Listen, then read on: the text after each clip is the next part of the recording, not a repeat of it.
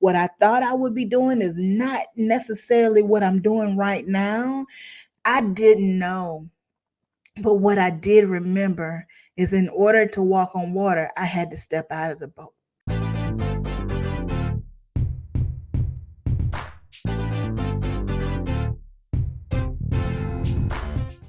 Hey, friend, welcome to the Disrupting Burnout podcast.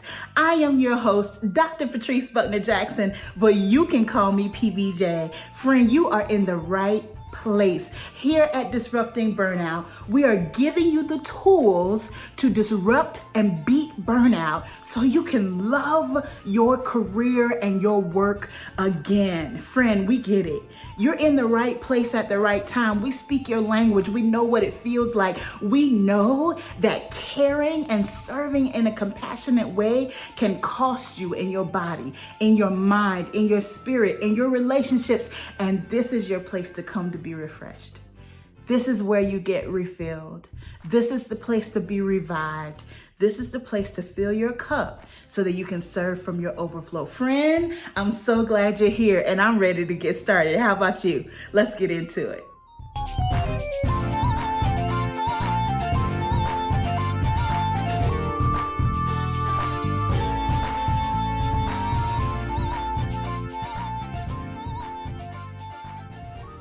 Friend, listen, how you doing? How your mama doing? How your cousins them doing? It has been so long since I have cracked the mic to come and talk to you here on this podcast. Listen, the name of the podcast has changed. The branding of the podcast has changed. So much has happened in the last 6 months. Oh, but I can't wait to share it with you. I'm here to talk to you today. I am here to relaunch this podcast and to share with you all what I have learned. I have so much more to give. I have so much more to give this last year, not just the 6 months, but this last year has offered me some of the most impactful lessons of my entire life. And that is what I'm going to share with you today. For those of you who don't know me, I am Dr. Patrice Buckner Jackson. You call me PBJ.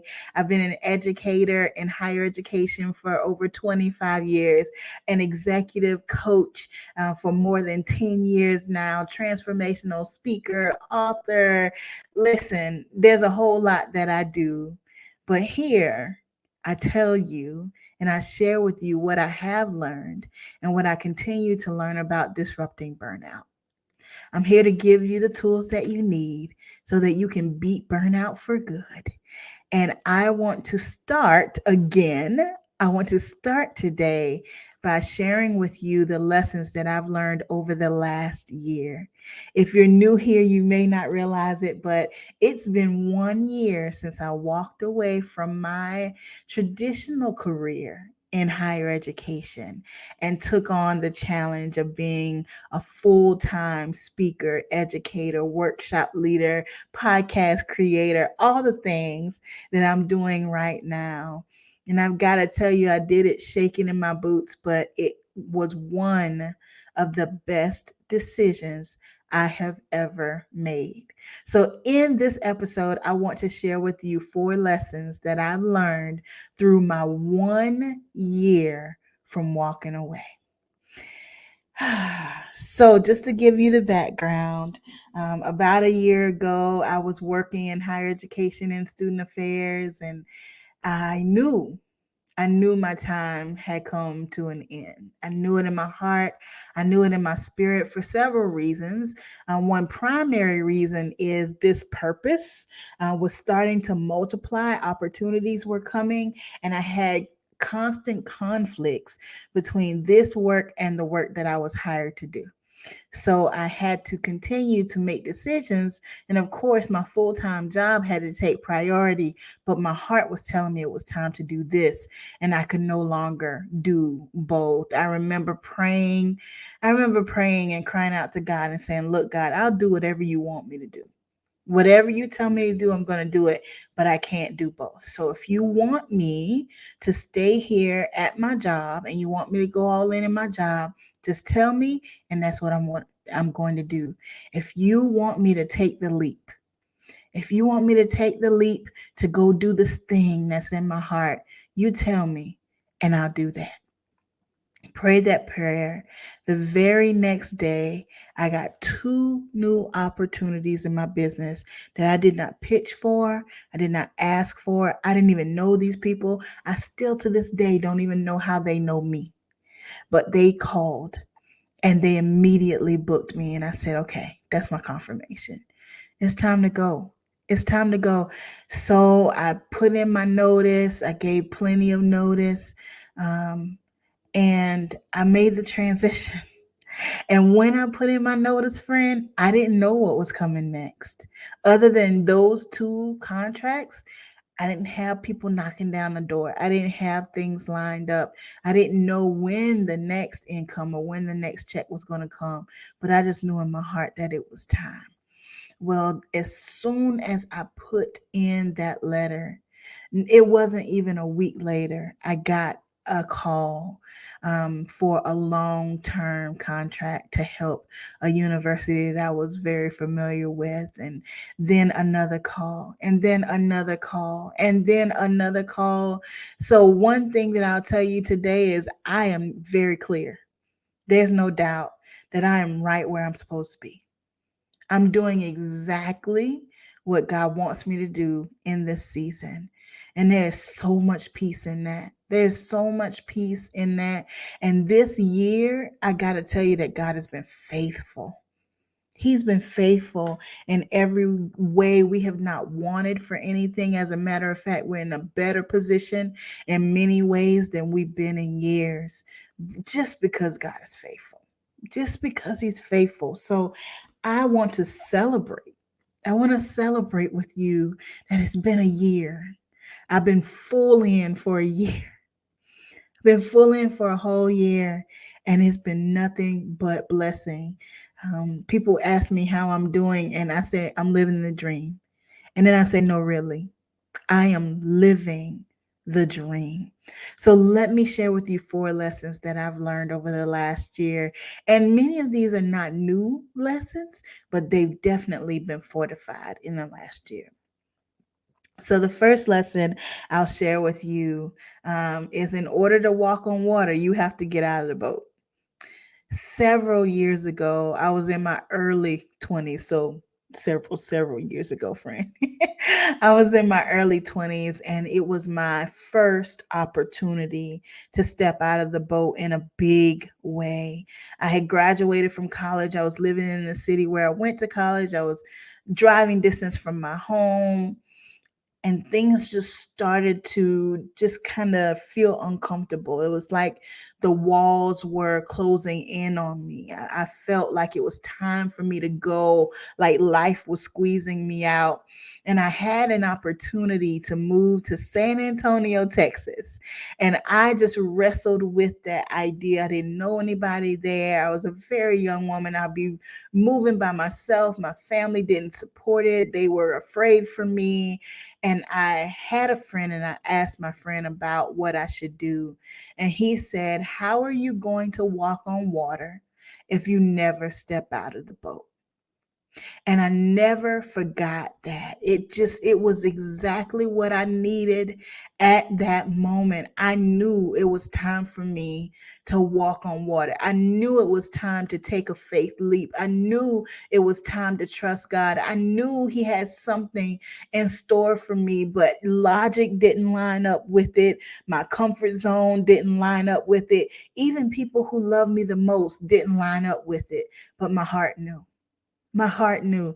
And the same was true 1 year ago when I put in my notice and I walked away from my 25-year career. I had no idea what God had in store. I didn't know what was next or what was coming or how He was going to provide or even what this thing would look like. Because when I left, what I thought I would be doing is not necessarily what I'm doing right now. I didn't know.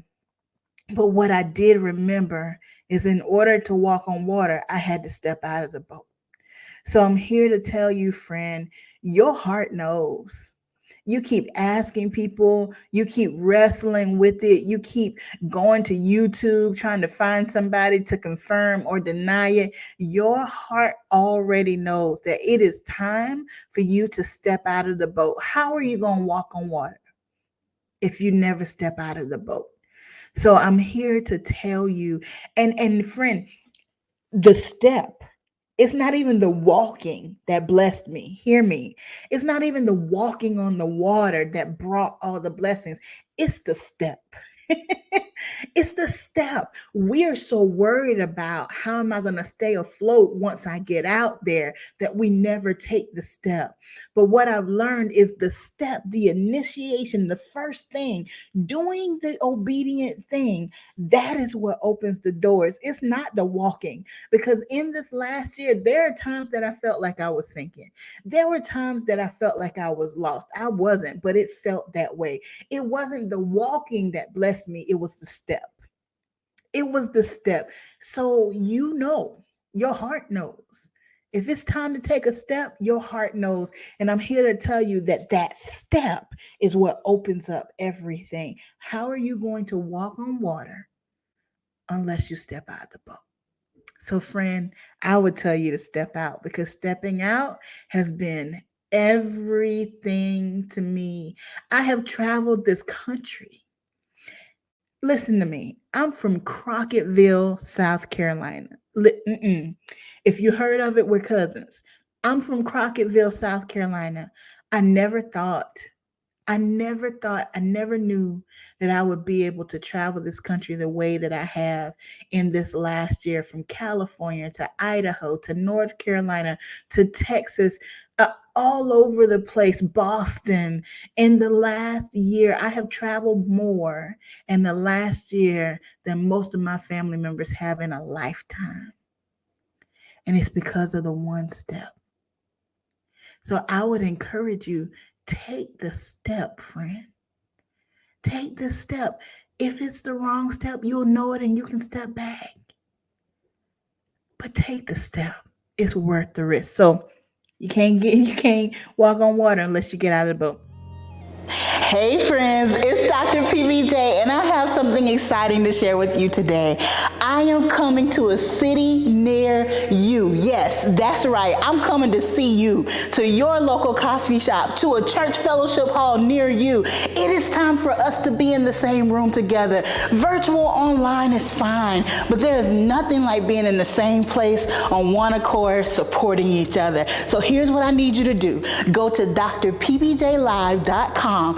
Get signed up on the wait list. Make sure you send me an email. Dr. PBJ, don't leave my town out. I cannot wait to come see you. Go get signed up today.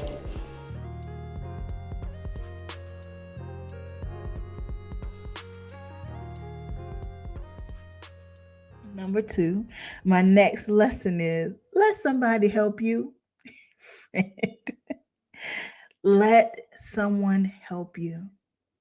Your dream, your vision, your purpose is not all on you. There is somebody who is skilled, experienced, equipped, and anointed to help you. And you need to allow help in. I don't know about you, but I'm from a culture where I got to do it by myself. I don't know who I can trust. I don't know who is willing. I don't want to be a burden to anybody. It reminds me of a video I watched years ago. This was several years ago. It was a video that was kind of on the internet. And this little girl, she had to be 3 or 4. She was in the back of the car trying to put her seatbelt on, and the adult in the video was trying to offer help to her, and she was refusing help. Like she could do it herself, In the meantime, she's holding up the whole trip, right? Because we can't leave until you get your seatbelt on. But she was determined not to get help. And her 3-year-old, 4-year-old stubbornness, she said, worry about yourself. The adult who was trying to help her response to them is worry about yourself. Well, as much as I laughed at that little 3-year-old sassiness, I had that in my heart as well. I had it in my, I can do it myself. Worry about yourself. I can get it done. What I've learned in the last year is there are people who are skilled, equipped, and experienced and anointed to help me. And I have to be open to the help. There are people, women, powerful women who have walked with me in this last year, taught me things, coached me, did things for my business, used their skills to promote and to market and to help me do the thing that God has assigned for me to do. And I am so glad, so grateful for their help. You know, I have a degree in YouTube University, honey. I will go look it up. I will go figure it out. I can figure it out by myself. But what I've learned is time, the time that I spend figuring it out and doing a half job where I could trust somebody and let them in to handle something that they are already ready to do. So the second lesson is let somebody help you. There are people ready and willing. And sometimes you have to make an investment, but I don't mind paying for peace. I don't mind paying for expertise and skill, right? If I want to manage this well, I want to handle what God has given me well. And I've learned that in order to do that, sometimes I need to make the investment and let somebody help me. Lesson number 3. You've heard me say this before. If you've listened to the podcast, this is something that I got from one of my coaches, Jatia Jones. Coach JJ always says this, but I have seen it in action in the last year. She always says clarity comes in the doing, not the thinking. Clarity comes in the doing. How often do we get caught in just meditating on what we're supposed to do, just rolling it around in our head over and over and over, thinking it to death because we want to know A from Z. We want to know every detail in between before we even take one step. Well, what I learned from Coach JJ and what I have seen in real life over the last year is clarity comes in the doing. You do one thing, and when you do that one thing, when you take that one step, you can see a little bit more clearly and you know whether you need to go right or left next. But your right or left is again just one step. And when you take that step, then you can see a little bit clearly. You see a little bit more and you can go again and again and again. So clarity comes in the doing, not the thinking. So many people that I've had the opportunity to coach over this last year, the reason why they're stuck is because they won't move. They won't move. You're stuck because you won't move. You're confused because you won't move. You're frustrated because you won't move. You won't know the next step until you take the first one in front of you. So, friend, clarity comes in the doing. You got to do something. Faith without works is dead. You can believe all day, you can pray all day, but if you're not willing to do anything, you're going to find yourself in the same position 6 months, a year from now. But if you're willing to take a step, you will find that with every step, you can see a little bit more of the next step and the next step and the next step. And before you know it, you can look back and you have come a mighty long way just by taking one step at a time. Friend, clarity comes in the doing. The final lesson that I will share with you today that I have learned is that purpose includes letting go. This is a tough lesson, but it's so real. And the more that I embrace it, the better that I'm getting at it, the letting go. When I put in my resignation for my job, it was a sacrifice. I didn't know how we were going to pay our bills or what was going to come next, but I trust God. And I determined that I was going to trust him better than I had trusted him in the past. And I let go. I let go. I let go of working with students. I love working with students. I love working with students. I let go of working with students. I let go of the staff that I enjoy mentoring and coaching and supporting. I let go of the income. I let go of the benefits. I let go of the opinions of others. There's still people who think I've lost my mind. There's still people who don't get it, but it's not up to them to get. I had to let go in a major way in order to take on this work that has been assigned to my hands. What I didn't know is that was not my last time letting go. This entire year has been a year of letting go of old mindsets that no longer serve me, letting go of culture or cultural norms that no longer align with my heart and who I am, letting go of old habits, letting go of old ways of living, letting go of old ideas, letting go of the way that uh, I thought things should be done. This has been a year of letting go. And the more I release, the more comes into my hands. The more I release, the more comes into my hands. So I've learned to live with the open hand. I'm going to live with the open hand. Whatever God gives me, I'm not going to hold it tightly for dear life. I'm going to live with the open hand. So he's free to put in and he's free to take out. In this last year, the podcast has changed, the business has changed, I have changed, and we're continuing. We're continuing to evolve and to move more boldly, more confidently, more fully into this purpose, this reason that I was created in the first place. But I've found that in order to continue moving, I have to continue letting go.